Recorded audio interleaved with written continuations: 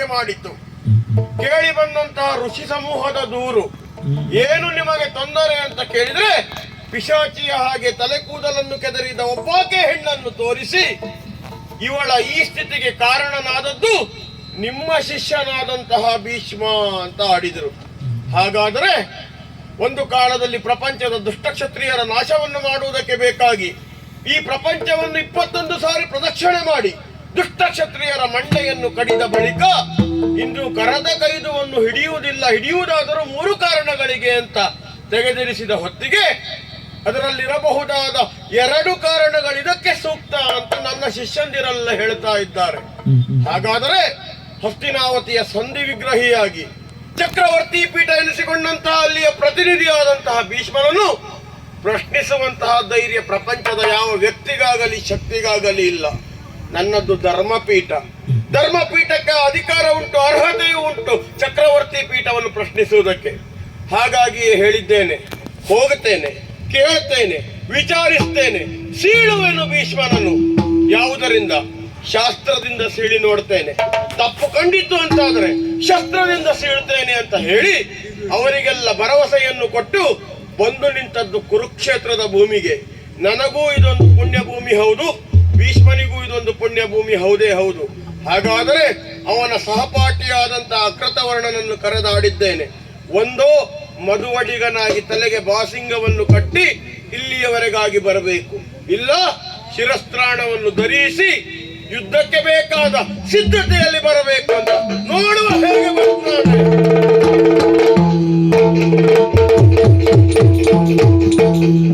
ಪರಮ ಋಷಿ ಮಂಡಲದ ಮಧ್ಯದಲ್ಲಿ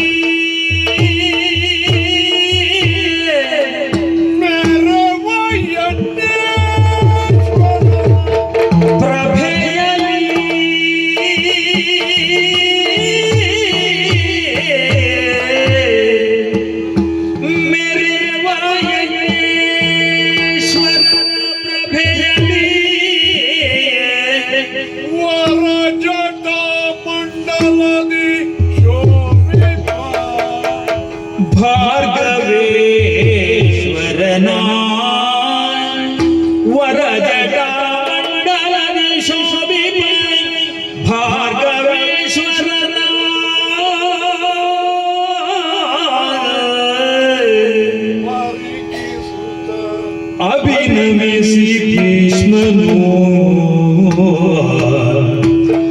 ಚರಣ ಪ್ರಕ್ಷಾಲನವಗೈಯುತ್ತ ಶಿರದ ಕೀರ್ತವ ಧರಿಸಿ ಮಧುಪರ್ಕಾದಿಗಳನಿತು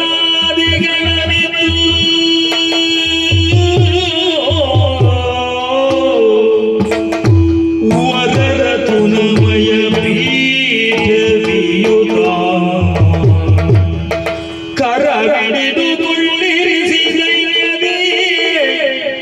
ಶಿರವಾಗುದ ಗುರುನಮೋ ಎಂದಿರುದ ನಿನ್ನಿರಲು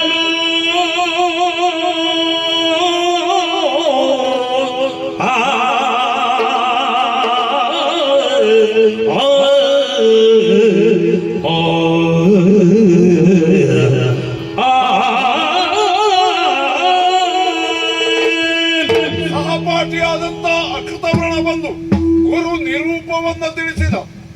ಒಂದು ಬಾಸಿಂಗವನ್ನ ಕಟ್ಟಿಕೊಂಡು ಮದುಮಗನಾಗಿ ಬರಬೇಕು, ಅಲ್ಲ ಧನುರ್ಬಾಣಗಳನ್ನು ಹಿಡಿದು ಯುದ್ಧಕ್ಕೆ ಬರಬೇಕು ಎಂದು ಸ್ಪಷ್ಟವಾಗಿ ಹೇಳಿ ಕಳುಹಿದ್ದೇನೆ. ಭೀಷ್ಮನ ನಿರ್ಧಾರ ಎನ್ನುವುದು ಯಾವ ಕಾಲಕ್ಕೂ ಅಚಲ. ಅಂತಹ ನಿರ್ಧಾರವನ್ನು ತಳೆದು ಬ್ರಾಹ್ಮಣರನ್ನು ಗೋವುಗಳನ್ನು ಕರೆದುಕೊಂಡು ಬಂದು ಕುರುಕ್ಷೇತ್ರದಲ್ಲಿ ನಿಂತಿದ್ದೇನೆ. ಆಜ್ಯಾಹುತಿಯಿಂದ ಪ್ರಜ್ವಲಿಸುವ ಯಜ್ಞೇಶ್ವರನ ಹಾಗೆ ನನ್ನ ಗುರುಗಳು ಶಿಷ್ಯ ಗಣನ ನಡುವೆ ಶೋಭಾಯಮಾನರಾಗಿದ್ದಾರೆ. ಪೂಜಿಸಿದ್ದಾಯ್ತು, ಕ್ಷೇತ್ರ ನ್ಯಾಯೇನ ಪೂಜಿಸಿದ್ದಾಯ್ತು. ಗುರು ಬ್ರಹ್ಮ, ಗುರು ವಿಷ್ಣು, ಗುರುದೇವ ಮಹೇಶ್ವರ, ಗುರು ಸಾಕ್ಷಾತ್ ಪರಬ್ರಹ್ಮ, ತಸ್ಮೈ ಶ್ರೀ ಗುರವೇ ಪರಶುಧರನ ಕ್ಷಣದಿ ಶಿಷ್ಯನ ಪರಮ ಭಕ್ತಿಗೆ ಮೆಚ್ಚಿಯ ಸರಿ ಇಲ್ಲ ಅಂತ ಹೇಳೋದು ನೀವು. ಪರಮ ಭಕ್ತಿಗೆ ಮೆಚ್ಚಿ ಮನದೊಳು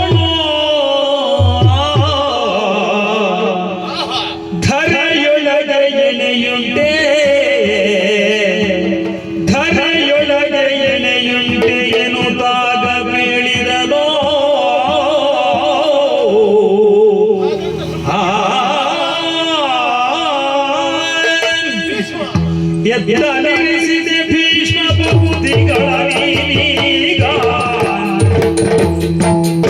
ಎದ್ದಲಿರಿಸಿದೆ ಭೀಷ್ಮ ಬುದ್ಧಿಗಳ ನೀನೀಗ. ಮತ್ತೆ ಕಾಶಿಗೆ ಅನ್ಯಭೂಷಣಳು ಚಿಚಿತವೆಂಬೆಳಗನ್ನು ತೊರೆದ ಕಾರಣವೇನು? ಮನ್ಮಥಿ ಒಳಗೆ ಬಿಟ್ಟರ್ಯಾರು ಭರಿಸುವರೋ?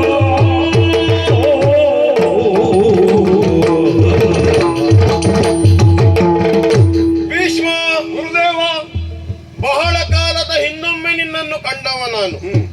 ಪರಿವರ್ತನಾಶೀಲವಾದದ್ದು ಪ್ರಪಂಚ. ನಿನ್ನೆ ಕಂಡ ಹಾಗೆ ಇವತ್ತಿರುವುದಿಲ್ಲ, ಇವತ್ತು ಇರುವ ಹಾಗೆ ನಾಳೆ ಇರುವುದಿಲ್ಲ.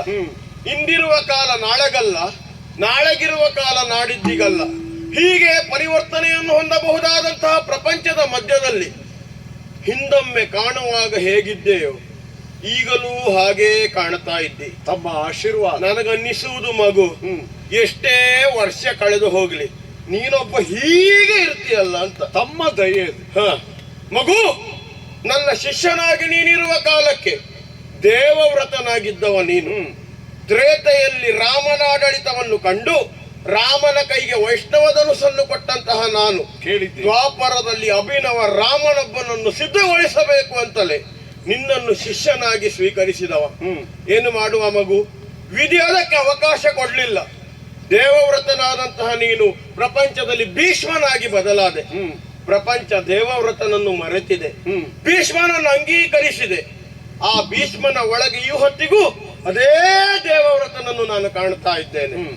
ಆದರೆ ಮಗು, ಈ ಪ್ರಕರಣವನ್ನು ನಾನು ಆಲೋಚಿಸುವ ಕಾಲಕ್ಕೆ ಅದೋ ಆ ಕಡೆಯಲ್ಲಿ ಪಿಶಾಚಿಯ ಹಾಗೆ ನಿಂತಿರಬಹುದಾದಂತಹ ಒಂದು ಹೆಣ್ಣು ಮಗಳನ್ನು ನೀ ಗುರುತಿಸಬಲ್ಲೆಯ? ಕಾಶಿ ರಾಜಕುಮಾರಿಯಾದ ಅಂಬೆ ಅಂತ ಅವಳ ಹೆಸರು. ಮಗು, ಅಂತಃಕರಣ ಚತುಷ್ಟಯಗಳು ಅಂತ ಕರೆಯಲ್ಪಟ್ಟಂತಹ ಮನಸ್ಸು, ಬುದ್ಧಿ, ಚಿತ್ತ, ಅಹಂಕಾರಗಳಲ್ಲಿ ಒಂದು ಪ್ರಕರಣವನ್ನು ನಾವು ಅವಲೋಕಿಸಬೇಕಂತೆ. ಅಂಬಾ ಪ್ರಕರಣದಲ್ಲಿ ನಿನ್ನ ಮನಸ್ಸು ಗ್ರಹಿಸಿದ ವಿಷಯದ ಕುರಿತಾಗಿ ನನ್ನ ಆಕ್ಷೇಪ ಇಲ್ಲ. ಮನಸ್ಸು ಗ್ರಹಿಸಿದ್ದನ್ನು ಬುದ್ಧಿ ಸಂಸ್ಕರಿಸುತ್ತದೆ, ಬುದ್ಧಿ ಸಂಸ್ಕರಿಸಿದ ಬಳಿಕ ಚಿತ್ತದಲ್ಲಿ ಅದನ್ನು ಸಂರಕ್ಷಿಸಿಕೊಳ್ಳುತ್ತದೆ. ಅಂಬೆಯ ವಿಷಯದಲ್ಲಿ ಚಿತ್ತದಲ್ಲಿ ಯಾವುದು ನಿನ್ನಲ್ಲಿ ಸಂರಕ್ಷಿತವಾಗಿದೆಯೋ ಅದನ್ನು ನಾನು ಆಕ್ಷೇಪಿಸುವನಲ್ಲವೇ ಅಲ್ಲ. ಯಾವುದು ಚಿತ್ತದಲ್ಲಿ ಸಂಗ್ರಹಿಸಿದ್ದೆಯೋ ಅದನ್ನು ವಿಸ್ತರಿಸುವ ಕಾಲಕ್ಕೆ, ಸಮರ್ಥಿಸುವ ಕಾಲಕ್ಕೆ ಅಹಂಕಾರ ಬರ್ತದೆ. ಆ ಅಹಂಕಾರದ ಕುರಿತಾಗಿಯೂ ನನ್ನ ಆಕ್ಷೇಪ ಅಲ್ಲ.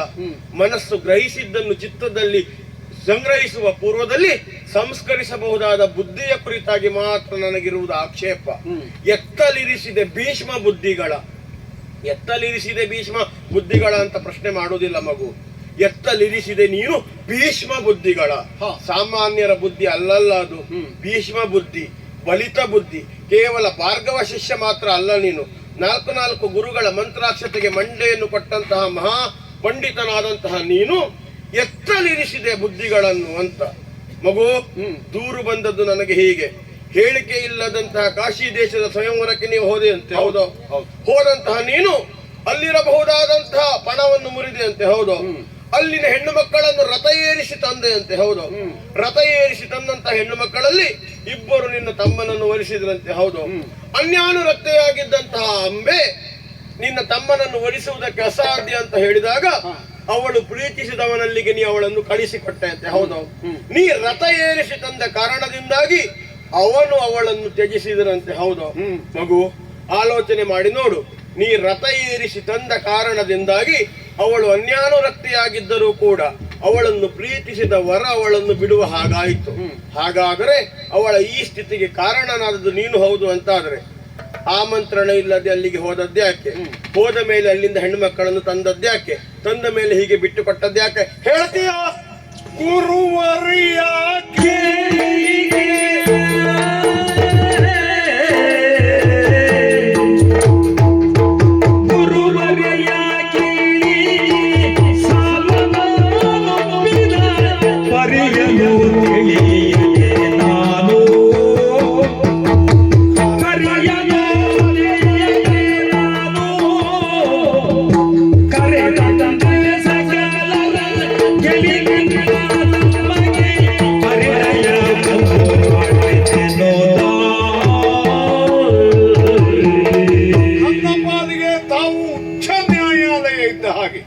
ನನ್ನ ಪ್ರಶ್ನಿಸುವ ಸಂಪೂರ್ಣ ಅಧಿಕಾರ ನಿಮಗಿದೆ.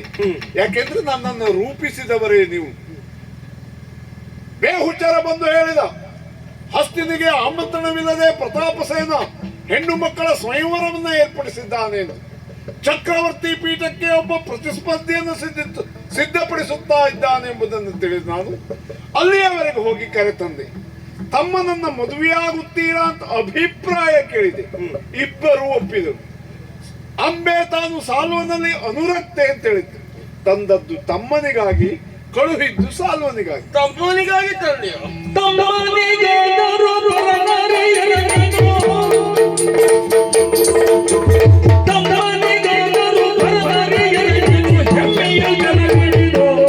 ನೀನು ಹೆಮ್ಮೆಯ ಹಿಡಿದು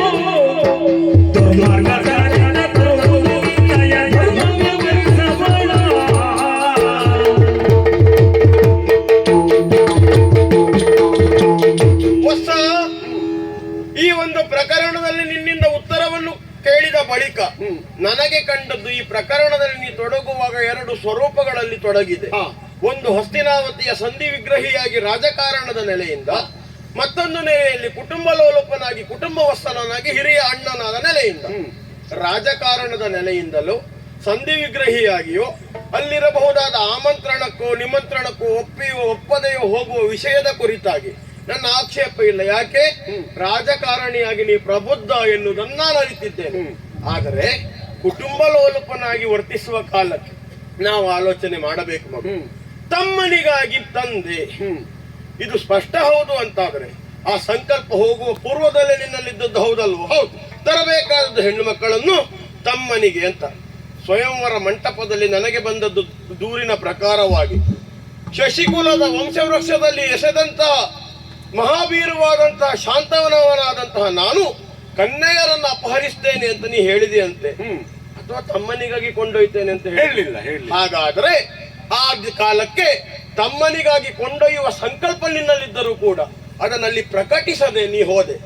ತಪ್ಪು ಅಂತ ಅಲ್ಲ ಮಗು, ಕೆಲವೊಮ್ಮೆ ತಪ್ಪಾಗುತ್ತದೆ. ಅದನ್ನು ಪ್ರಮಾದ ಅಂತ ನಾವು ಒಪ್ಪಬೇಕಾಗಿ ಬರ್ತದೆ. ಉದ್ದೇಶ ಪೂರ್ವಕವಾಗಿ ಮಾಡುವುದಂತ ಅಲ್ಲ, ಅದು ಆಗಿ ಹೋಗುವುದು. ಪ್ರಮಾದವಾದ ಬಳಿಕ ನಾವೇನು ಮಾಡಬೇಕು ಹೇಳು? ಆದ ಪ್ರಮಾದವನ್ನು ಸರಿ ಮಾಡಿಕೊಳ್ಳುವುದು ಹೇಗೆ ಅಂತ ಆಲೋಚನೆ ಮಾಡಬೇಕು. ಒಬ್ಬ ಕುಟುಂಬ ಲೋಲುಪನಾಗಿ ನೀವು ವರ್ತಿಸಿದ ನೆಲೆಯಿಂದ ಉಂಟಾದ ಪ್ರಮಾದದಿಂದಾಗಿ ನೀ ಅವಳನ್ನು ಕರೆತಂದಾಗ ಅವಳನ್ನು ಪ್ರೀತಿಸಿದ ವ್ಯಕ್ತಿ ತ್ಯಜಿಸುವ ಹಾಗಾಯಿತು. ಈ ವಿಷಯವನ್ನು ತಮ್ಮನಿಗಾದರೂ ಕೂಡ ಪರನಾರಿಯಾದಂತಹ ಆಕೆ ಅನ್ಯರಲ್ಲಿ ಮನಸ್ಸಿಟ್ಟ ನೆಲೆಯಿಂದ ಒಂದು, ಇನ್ನೊಬ್ಬಳ ಮಗಳೆಂಬ ನೆಲೆಯಿಂದ ಒಂದು ತಂದದ್ದು ದುರ್ಮಾರ್ಗದಲ್ಲಿ ಆಗ್ತದೆ. ಹಾಗಾಗಿ ಈಗ ಮಗುವೊಂದು ಆಲೋಚನೆ ಮಾಡುವ. ಅವಘಡ ಒಂದು ಸಂಭವಿಸಿದೆ ಅಂತ ಆಗುವ ಕಾಲಕ್ಕೆ ಬುದ್ಧಿವಂತನಾದವ ಅವಘಡಕ್ಕೆ ಕಾರಣ ಏನು ಅಂತ ಹುಡುಕಬೇಕು. ಆದ ಅವಘಡದಿಂದ ಬದುಕುವುದು ಹೇಗೆ ಅಂತ ನೋಡಬೇಕು. ಬದುಕುವುದು ಹೇಗೆ? ಪರಿಹಾರ. ಹಾಗಾದ್ರೆ ಪರಿಹಾರವೇ ಮುಖ್ಯ ಹೌದು ಅಂತ ಆದ್ರೆ ಅವಳ ಪತಿ ಶೂನ್ಯತೆ ಒದಗಿದ್ದು ಒಂದು ಅವಘಡ ಅಂತ ಘಟಿಸಿ ಅವಳಿಗೆ ಸಂತ್ರಸ್ತೆಯಾದ ಆಕೆ ಒಂದು ಪರಿಹಾರದ ರೂಪದಲ್ಲಿ ಅವಳಿಗೆ ನೀನೇ ವರನಾಗಬೇಕು. ತಂದೆ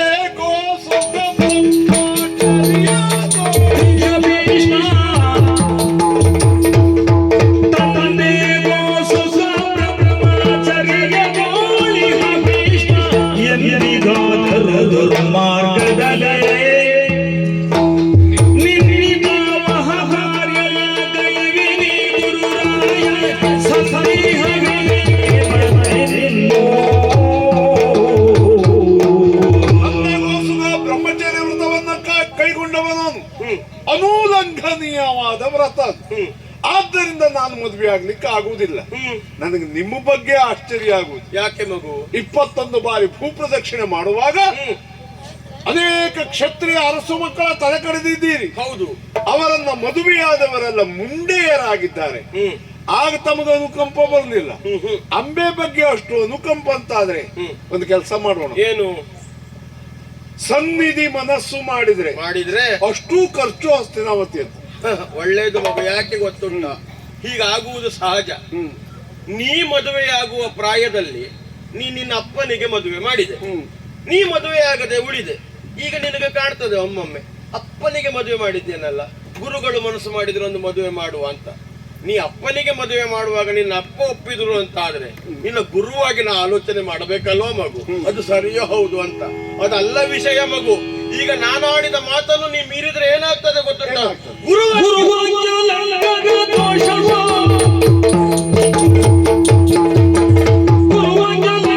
ದೋಷವು ನಿನ್ನನ್ನು ಸರಿಪುದು ಬಿಡದೆ ಕರುಣೆ ಸಂತಾಪದ ದೆಸೆಯಿಂದ ಸಂಪತ್ತು ಹರಿದು ಹೋಗುತ್ತಿದ್ದವು.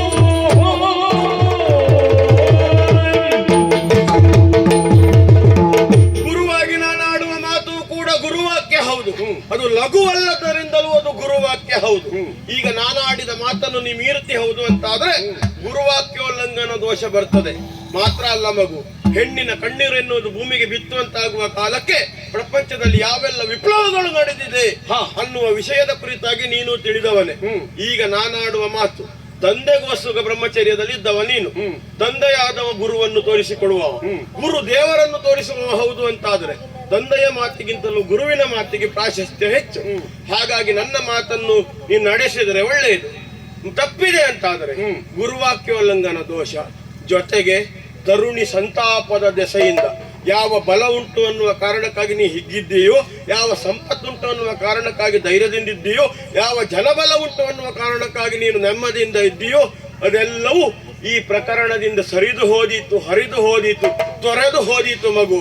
ಹಾಗಾಗಿ ಇದೆಲ್ಲದಕ್ಕೂ ಕಾರಣವಾಗಬಹುದಾದಂತಹ ಈ ಪ್ರಕರಣದಿಂದಾಗಿ ನಿನ್ನನ್ನು ನೀನೇ ಆಘಾತಕ್ಕೆ ತಂದುಕೊಳ್ಳುವುದು ಬೇಡ. ಸರ್ವವೂ ನಾಶವಾಗಿ ಹೋದೀತು. ಗುರುವಾಕ್ಯವನ್ನ ಉಲ್ಲಂಘಿಸಿದ್ರೆ ಸಂಪತ್ತು ತೊರೆದು ಹೋಗ್ತದೆ. ಹೌದು. ಗುರುವಿನ ತಲೆಯನ್ನೇ ಕೊಡಿದ್ರೆ ಏನಾಗ್ತದೆ? ಏನಾಗ್ತದೆ? ನೀವು ಅದೇ ಕೆಲಸ ಮಾಡಿದವ್ರಲ್ಲ. ಮನೆಯ ಮೊದಲ ಪಾಠ ಶಾಲೆ, ಜನನಿ ತಾನೇ ಮೊದಲ ಗುರು, ತಾಯಿ ಮೊದಲ ಗುರು. ತಾಯಿಯ ಕುತ್ತಿಗೆಯನ್ನೇ ಕಡಿದವರಲ್ವ. ಇನ್ನು ಸಿರಿ ಸಂಪತ್ತು ಅಧಿಕಾರ ಹೋಗ್ತದೆ ಅಂತ ಹೇಳಿ ಒಂದು ಮಾತಾಡ್ತೇನೆ. ಏನು? ಕಪ್ಪು ತಲೆ ಕೂದಲವನಿಗೆ ಒಂದು ಭಯ ಇರ್ತದೆ. ಫಕ್ ತಲೆ ಕೂದಲು ಬೆಳಗಾದ್ರೆ ಏನ್ ಮಾಡುವುದು ಎಂದು. ಬೋಳು ಮಂಡಿಯವನಿಗೆ ಯಾವ ಭಯವೂ ಇಲ್ಲ. ಹಸ್ತಿನಾವತಿಯ ಸಿಂಹಾಸನವೇ ಕರೆದಾಗ ಬೇಡ ಅಂತ ಬಿಟ್ಟವ ಕಳ್ಕೊಳ್ತೇನೆ ಅಂತ ಭಯ ಇಲ್ಲ, ಮದ್ವೆ ಆಗುದಿಲ್ಲ. ಹಾಗಾದ್ರೆ ಮದುವೆ ಆಗುವುದಿಲ್ಲ ಎನ್ನುವ ವಾಕ್ಯಕ್ಕೆ ನೀ ಬದ್ಧನಾಗತ್ತಿ ಹೌದು ಅಂತಾದ್ರೆ ನೇರ ಪಂಥವನ್ನು ನಾನು ಕೊಡ್ತೇನೆ. ಅರರೆ ಪಿಡಿ ಪಿಡಿ ಧನುವನು ಅಂತ. ಯಾಕೆ? ನಾ ಕೊಟ್ಟ ಆಯ್ಕೆಯಲ್ಲಿ ಒಂದು ಆಯ್ಕೆಯನ್ನು ನೀ ತಿರಸ್ಕಾರ ಮಾಡಿ ಹೌದು ಅಂತಾದ್ರೆ ಮತ್ತೊಂದು ಆಯ್ಕೆ ಉಂಟಲ್ಲ. ಈಗ ಏನು ಹೇಳ್ತೇನೆ ಗೊತ್ತುಂಟೋ? ಧನು ಹಿಡಿದು ಯುದ್ಧಕ್ಕೆ ಮುಂದಾಗಬೇಕು. ಆಗ ಹೇಳಿದ ದೋಷಗಳೆಲ್ಲ ಒಂದೆಡೆಯಲ್ಲಿ. ಈಗ ಗುರುಗಳ ಮೇಲೆ ಕೈ ಮಾಡಿದ ಇನ್ನೊಂದು ಪಾಪವೂ ಜೊತೆಯಾಗಿ ಬಂದು ಸರ್ವವೂ ನಿನ್ನನ್ನು ಬಾಧಿಸ್ತದೆ. ಜತನ ಗುರುವೇ ನೀನೋಳು ಸಮರಗೈ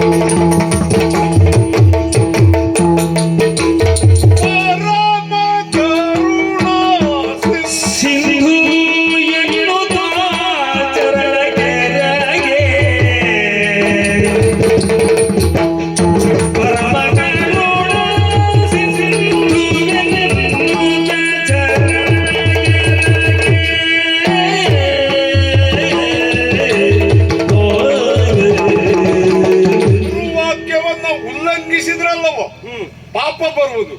ನಾನು ಉಲ್ಲಂಘಿಸುವುದಿಲ್ಲ. ನನ್ನ ಮೇಲೆ ಅದೆಷ್ಟು ವಾತ್ಸಲ್ಯ ನಿಮಗೆ ಎನ್ನುವುದಕ್ಕೆ ಸಾಕ್ಷಿ 2 ಅವಕಾಶ ಕೊಟ್ಟಿದ್ದೀರಿ. ಭೀಷ್ಮ ಬಾಸಿಂಗವನ್ನು ಕಟ್ಟಿಕೊಂಡು ಬಾ ಎಂದರೆ ಅಲ್ಲಗಳೆಯುವುದಕ್ಕಿಲ್ಲ, ಅಲ್ಲದೇ ಇದ್ದರೆ ಬಿಲ್ಬಾಣ ಹಿಡಿದು ಬಾ ಅಂತ ಹೇಳಿದ್ದೀರಿ. ತಾವೇ ಹೇಳಿದಂತೆ ನಡೆಯುವ ಗುರು ಶಿಷ್ಯರ ಕಾಳಗದಲ್ಲಿ ನನಗೆ ಜಯ ಆಗಲಿ ಎಂದು ಆಶೀರ್ವಾದ. ಬಹಳ ಬುದ್ಧಿವಂತ ನೀನು ಮಗು. ನನ್ನ ಕಾಲಡಿಯಲ್ಲಿ ಧನುರ್ಬಾಣಗಳನ್ನಿಟ್ಟು ನನಗೆ ಗೆಲುವ ಆಗುವಾಗೆ ಅನುಗ್ರಹಿಸಿ ಅಂತ ಕೇಳ್ತಾ ಇದ್ದಿ. ನೀ ಕಾಲಡಿಗೆ ಬಿದ್ದಿದ್ದಿ ಅನ್ನೋದಕ್ಕಾಗಿ ನಿನ್ನನ್ನು ಅನುಗ್ರಹಿಸುವುದಿಲ್ಲ. ನಾನು ಗುರುವಾಗಿಯೇ ಉತ್ತರಿಸ್ತೇನೆ. ಎಲ್ಲಿ ಧರ್ಮ ಉಂಟೋ ಅಲ್ಲಿ ಜಯ ಬರಲಿ. ಯಾವತ್ತು ಧರ್ಮವೇ ಗೆಲ್ಲಬೇಕು. ಹಾಗಂತ ಹೋರಾಟಕ್ಕೆ ನಿಂತದ್ದು ಕೇವಲ ನಿನ್ನ ಮೇಲೆ ವಾತ್ಸಲ್ಯವನ್ನು ಹೊಂದಿದ ಗುರುವಿನ ಎದುರಿನಲ್ಲಿ ಮಾತ್ರ ಅಲ್ಲ ಮಗು. ಒಂದು ಕಾಲದಲ್ಲಿ ಬಂಡ ಕ್ಷತ್ರಿಯರ ಮಂಡೆಯನ್ನು ಕತ್ತರಿಸುವುದಕ್ಕೆ ಬೇಕಾಗಿ ಗಂಡುಗೊಡಲಿಯನ್ನು ಹೆಗಲಿಗೆ ಏರಿಸಿ ಹೊರಟು ಪ್ರಪಂಚ ದುಡ್ಡೊಂಡ ಸಂಚರಿಸಿ ಬಂಡ ಕ್ಷತ್ರಿಯರ ರುಂಡವನ್ನು ಕಡಿದ ಪ್ರಚಂಡ ಭಾರ್ಗವನ ಎದುರಿನಲ್ಲಿ ಎನ್ನುವುದು ನೆನಪಿರಲಿ ನಿನಗೆ. ಆ ವೇಳೆಯಲ್ಲಿ ನಾನು ಹುಟ್ಟಿರ್ಲಿಲ್ಲ, ಏನ್ ಮಾಡುದು? ಏನು ಮಾಡ್ತಿದ್ದಿ? ನಾನು ಹುಟ್ಟಿದ್ರೆ ಈ ಕಾರ್ಯ ನೀವು ಮಾಡುವುದಿಲ್ಲಾಗಿತ್ತು, ನಾನ್ ಮಾಡ್ತೀನಿ. ಹೌದಾ? ಹಾಗಾದ್ರೆ ಬಾ.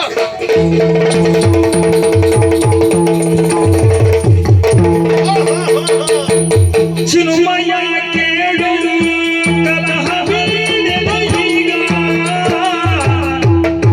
ನಿನಗೆ ಸೋಲುವನಲ್ಲ ಭೀಷ್ಮ. ಪ್ರಶ್ವಾಪರಸರ ಕ್ಷಣವನ್ನು ನೀ ಹೂಡಿದ ಕಾಲಕ್ಕೆ ಇನ್ನೇನು ಹೋರಾಟ ಘಟಿಸ್ತದೆ ಅಂತಾಗುವಾಗ ಕೇಳಿ ಬಂತಲ್ಲ ಅಂಬರವಾಣಿ. ಹೌದು. ಚಿನ್ಮಯಾತ್ಮಕ ಕೇಳು, ನನ್ನನ್ನೇ ಉದ್ದೇಶಿಸಿ ಆಡಿದ ಮಾತು. ನಿನಗೆ ಸೋಲುವನಲ್ಲ ಭೀಷ್ಮ. ನನಗೂ ಹೇಳಿದೆ ಆ ಶರೀರವಾಣಿ, ಗುರುವಿನ ಮೇಲೆ ಬಾಣ ಪ್ರಯೋಗಿಸಬೇಡ ಎಂದು. ಹಾಗಾದರೆ ಪ್ರತಿಯೊಬ್ಬರಿಗೆ ಅರ್ಥವಾಗುವ ಹಾಗೆ ಅಂಬರವಾಣಿ ಹೇಳಿದೆ ಅಂತಾದ ಮೇಲೆ ಅಂತರ್ಯದ ವಾಣಿ ಹೇಳ.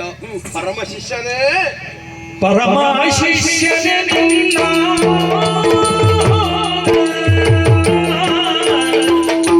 ಪರಮ ಶಿಷ್ಯನೇ ನಿನ್ನ ದುರನು ಮಿಗಿಲೆ, ತೆರಳುವೆ ನಿನಗೆ ನಾ ಸೋದೆ, ತೆರಳುವೆ ನಿನಗೆ ನಾ ಸೋದೆ, ಹೊರಡುವೆ ನಿನಗೆ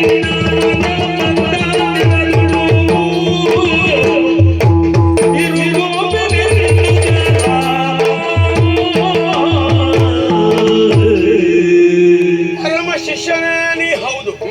ಇಷ್ಟು ಪ್ರಕರಣ ಆಗಬೇಕು ಅಂತಲೇ ನಾ ಇಲ್ಲಿಯವರೆಗಾಗಿ ಬಂದದ್ದು ಮಗು. ಯಾಕಂದ್ರೆ ಕಾಣುವವರ ಕಣ್ಣಿಗೆ ನಿನ್ನನ್ನು ವಿಚಾರಿಸುವುದಕ್ಕಾಗಿ ನಾ ಬಂದರೂ ಕೂಡ ಪ್ರಪಂಚ ಮುಖದಲ್ಲಿ ಭೀಷ್ಮನಲ್ಲಿ ಯಾವ ಸತ್ವ ಉಂಟು, ಭೀಷ್ಮ ಯಾವ ತತ್ವವನ್ನು ನಂಬಿದ್ದಾನೆ ಅನ್ನುವುದನ್ನು ಜಗತ್ತಿಗೆ ತೋರ್ಪಡಿಸಬೇಕಾದದ್ದು ನನ್ನ ಕರ್ತವ್ಯ ಅಲ್ವೇನ ಮಗು. ಮಗು, ಬಂದವರೆಲ್ಲ ಆಡಿದ್ರು ನಿಮ್ಮ ಶಿಷ್ಯ ತಪ್ಪಿದ್ದಾನೆ ಅಂತ. ಅದು ಬೇಸರ ಅಲ್ಲ ಮಗು. ಹಸಿ ಮಾಂಸಕ್ಕೂ ಬಿಸಿ ಮಾಂಸಕ್ಕೂ ವ್ಯತ್ಯಾಸ ಗೊತ್ತಿಲ್ಲದ ಒಬ್ಬ ಬೇಡ ಬಂದು ಅರಮನೆಯ ಬಾಗಿಲಿನಲ್ಲಿ ನಿಂತು ಭೀಷ್ಮ ನೀ ಮಾಡಿದ್ದು ಸರಿ ಅಂತ ಹೇಳುವಾಗ ಮಹೇಂದ್ರಾಚಲದಲ್ಲಿ ನನಗೆ ಕೇಳಿಸಿದ್ದು ಹೇಗೆ ಗೊತ್ತುಂಟೋ, ಭಾರ್ಗವ ನೀ ಹೇಳಿಕೊಟ್ಟದ್ದು ಸರಿಯೋ ಅಂತ. ನಾ ಹೇಳಿಕೊಟ್ಟದ್ದು ಸರಿ ಉಂಟು ಅಂತ ಪ್ರಪಂಚಕ್ಕೆ ತೋರಿಸುವುದಕ್ಕಾಗಿ ಈ ಪ್ರಕರಣ ಇಲ್ಲಿಯವರೆಗಾಗಿ ತಂದದ್ದು. ನಿನ್ನು ಬರುವ ಕಾಲಕ್ಕೆ ನನಗೆ ಸ್ಪಷ್ಟವಾಗಿದೆ. ಬ್ರಾಹ್ಮಣರನ್ನು ಗೋವುಗಳನ್ನು ಸಾಕ್ಷಿಯಾಗಿರಿಸಿಕೊಂಡು ಕಾಲ್ನಡಿಗೆಯಲ್ಲಿ ಬರುತ್ತಾ ಪೀಠದಿಂದ ಮುಂದೆ ನೀನಿದ್ದಿ. ಪೀಠಕ್ಕೆ ಅಂಟಿಕೊಳ್ಳುವವನೇ ನೀ ಅಲ್ಲ ಅಂತಾದ್ರೆ ಇನ್ನು ತಪ್ಪು ಮಾಡ್ಲಿಕ್ಕೆ ಉಂಟೋ ಮಗು. ಅದರ ಅಗತ್ಯ ಏನಿತ್ತು? ಬಂದ ಭಾರ್ಗವರು ಪ್ರೀತಿಯಿಂದ ಭೀಷ್ಮನನ್ನು ಬಿಟ್ಟರು ಅಂತ ಆಗತ್ತಿತ್ತು. ಇಷ್ಟು ಮಾಡಬೇಕಿತ್ತು. ಯಾಕೆ? ಅಂಬರವಾಣಿಯೇ ಮೊಳಗಿದೆ ಹೌದು ಅಂತ ಆದ್ರೆ ಪ್ರಪಂಚದ ಎಲ್ಲರಿಗೂ ಅರ್ಥ ಆಗಬೇಕು. ಮಗು, ನೀ ತಂದದ್ದರಲ್ಲಿಯೂ ದೋಷ ಇಲ್ಲ, ಮಾಡಿದರಲ್ಲಿಯೂ ತಪ್ಪಿಲ್ಲ. ಯಾಕೆ ಹೇಳು? ನೀ ತಂದದ್ದು 3 ಹೆಣ್ಮಕ್ಕಳನ್ನು. ತಂದ 3 ಹೆಣ್ಣು ಮಕ್ಕಳಲ್ಲಿ 2 ಹಸ್ತಿನಿಯ ಸಾಮ್ರಾಜ್ಞಿಯರಾಗಿದ್ದಾರೆ. ಒಬ್ಬಳ ಬದುಕು ಹೀಗಾಗಿದೆ. ತಂದದ್ದೇ ತಪ್ಪು ಅಂತ ಆಗಿದ್ರೆ ಎಲ್ಲರಿಗಾದದ್ದು ತಪ್ಪು ಅಂತ ಆಗಿ ಒಂದು ಸ್ಪಷ್ಟ ಉತ್ತರ ಕೊಡ್ತೇನೆ. ನೀ ತಂದದ್ರಲ್ಲಿ ತಪ್ಪಿಲ್ಲ ಮಗು, ಅಲ್ಲಿಂದ ಬಂದದ್ರಲ್ಲೇ ದೋಷ ಉಂಟು. ಬಂದ ಅವ್ವಾಕೆಯಲ್ಲಿರುವ ದೋಷವೇ ಅವಳ ಈ ಸ್ಥಿತಿಗೆ ಕಾರಣವಾದದ್ದು. ಹಾಗಾಗಿ ಇನ್ಯಾರಾದರೂ ನಿನ್ನನ್ನು ಪ್ರಶ್ನಿಸುವುದಕ್ಕೆ ಬಂದರೆ ಅವರಿಗೆ ನೀವು ಉತ್ತರ ಕೊಡುವುದೇ ಬೇಡ, ನನ್ನ ಹತ್ರ ಕಳಿಸಿಕೊಡು. ಅವರಿಗೆ ಎಷ್ಟು ಉತ್ತರ ಬೇಕು, ಎಷ್ಟು ಕಾಲ ಬೇಕು ಅಷ್ಟನ್ನು ನಾನು ಅವರಿಗೆ ಕೊಡ್ತೇನೆ. ಮಗು, ಒಂದು ಮಾತನ್ನು ಸ್ಪಷ್ಟವಾಗಿ ನಿನ್ನ ಗುರುವಾಗಿ ಈ ಕಾಲಕ್ಕೆ ಹೇಳ್ತೇನೆ. ಯಾಕೆ ಹೇಳು? ನಾನು ಚಿರಂಜೀವಿ, ನೀನು ಇಚ್ಛಾಮರಣಿ. ಬದುಕಿನಲ್ಲಿ ನಿನಗೆ ಮರಣದ ಇಚ್ಛೆ ಬರುವಲ್ಲಿಯವರೆಗೆ ನೀ ಇಚ್ಛೆ ಬಂದ ಹಾಗೆಯೇ ಬದುಕಬೇಕು. ಹಾಗಾಗಿ ಈ ಪ್ರಸಂಗವನ್ನು ಇನ್ಯಾರಾದ್ರೂ ಕೇಳಿದ್ರೆ ಏನು ಕೇಳಿದ್ರೆ ಭೀಷ್ಮ ವಿಜಯ, ನಾ ತೆರಳುವೆ ಸೋತೆ. ನಿನಗೆ ಸೋತದ್ದು ಇವತ್ತಲ್ಲ ಮಗು. ಗಂಗಾ ಭವಾನಿ ಯಾವತ್ತು ನಿನ್ನ ಕೈ ಹಿಡಿದು ತಂದು ನನ್ನ ಆಶ್ರಮಕ್ಕೆ ಬಿಟ್ಲು ಆಗಲೇ ಸೋತಿದ್ದೇನೆ. ಕ್ಷತ್ರಿಯರ ಮೇಲೆ ಕೆಂಡ ಕಾರುತ್ತಿದ್ದಂತಹ ನಾನು ನಿನ್ನನ್ನು ಕಂಡು ಸೋತದ್ದು ಯಾಕೆ ಗೊತ್ತುಂಟು? ನನಗೆ ಜನಾಂಗ ವೈರ ಇಲ್ಲ ಮಗು. ನನಗಿರುವುದು ದುಷ್ಟ ಮನಸ್ಥಿತಿಯ ಕುರಿತಾಗಿ ಮಾತ್ರ. ನಾನು ಕೈಯಲ್ಲಿ ಕೊಡಲಿ ಹಿಡಿದು ಕೊಂದದ್ದು ದುಷ್ಟ ಕ್ಷತ್ರಿಯರನ್ನು ಬಿಟ್ರೆ ಶಿಷ್ಟ ಕ್ಷತ್ರಿಯರನ್ನು ಅಲ್ಲವೇ ಅಲ್ಲ. ಆ ಕಾಲದಲ್ಲಿ ರಾಮನಿಗೆ ಹರಸಿದ್ದೆ, ಈ ಕಾಲದಲ್ಲಿ ಭೀಷ್ಮನಿಗೆ ಹರಸಿದ್ದೇನೆ ಮಗು. ಆದ್ರೆ ಒಂದು ಎಲ್ಲರೂ ಹೇಳ್ತಾ ಇದ್ದಾರೆ, ಗುಟ್ಟು ನಿನ್ನ ಕಿವಿಯಲ್ಲಿ ಹೇಳುವುದು, ನೀನು ಗಂಡಸರಿಗೆ ಸೋಲುವುದಿಲ್ಲ, ಹೆಣ್ಣು ಮಕ್ಕಳು ನಿನ್ನನ್ನು ಗೆಲ್ಲುವುದಕ್ಕಾಗುವುದಿಲ್ಲ. ಭವಿಷ್ಯದಲ್ಲಿ ಗಂಡು ಅಲ್ಲದ ಹೆಣ್ಣು ಅಲ್ಲದ ಸ್ವರೂಪ ಎದುರು ಬಂದಾಗ ವೇಷ ಕಳಿಸುವ ಆಲೋಚನೆ ಮಾಡಿ.